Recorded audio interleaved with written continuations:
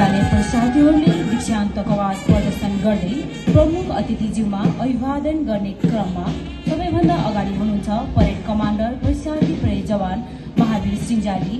Parade commander पछाडि टोली number 1 रहेको छ, जसको नेतृत्व गर्दै हुनुहुन्छ परीक्षार्थी परेड जवान दिनेश राणा। सहायक कमान्डरको रूपमा हुनुहुन्छ परीक्षार्थी परेड जवानहरू कल्पना चन्द, पवन घरती र रामबेचन यादव।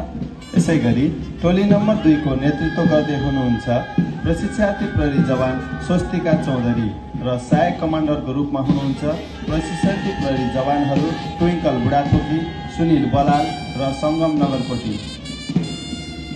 र अन्तिममा रहेको छ टोली नम्बर 3, जसको नेतृत्व गर्दै हुनुहुन्छ परीक्षार्थी परेड जवान दान बहादुर खण्डलु र सहायक कमान्डरको रूपमा हुनुहुन्छ परीक्षार्थी परेड जवानहरू रमिता चौधरी, केशु गाहा र अमर चिग्ली।